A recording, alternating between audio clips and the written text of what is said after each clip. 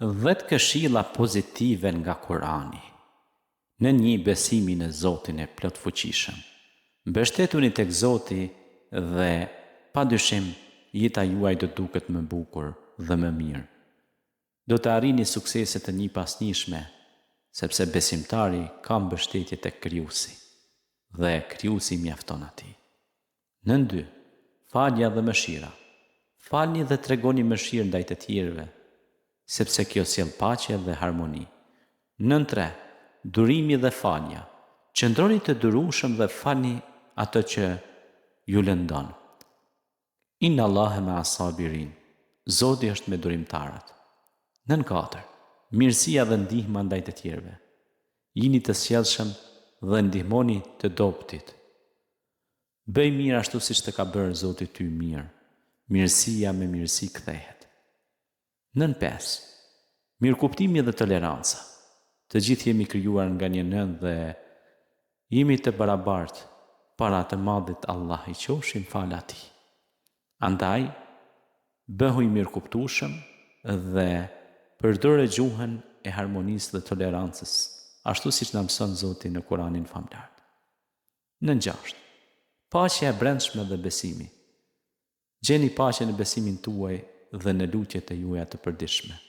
Qad aflaha man zakkaha wa qad khaba man dassaha.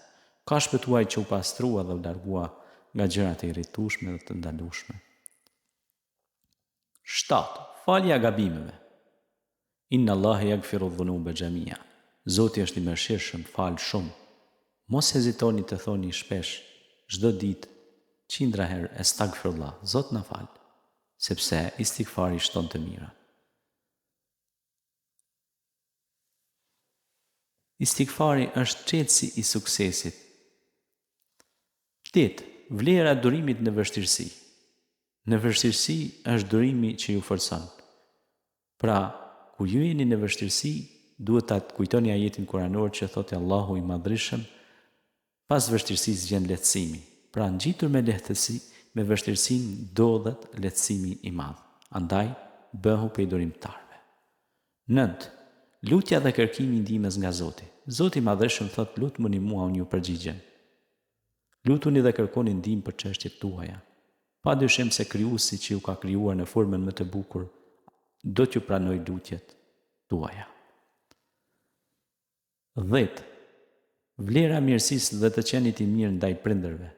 Respektoj prindrit e tu, sepse ata të lindën, të rritën, u kujdesen për ty që të japin edukatën, dhe Zoti ka dhënë urdhër që fill pas besimit në Krijuesin si Zot, të respektoni prindrit, të jeni të mëshirshëm dhe të dashur për nënën dhe babain, sepse Allahu do t'ju shtojë të mirat në rast se ju silleni mirë me prindrit tuaj. Ashtu si do silleni ju me prindrit tuaj, ashtu do sillen me ju dhe fëmijët tuaj dhe njerëzit që ju rrethojnë. Andaj, këto ishin një 10 këshilla të shkurtra si mesazh i kësaj dite që të mësojmë sadopak nga vlerat e Kuranit dhe mësimeve të bukura islame paqësore.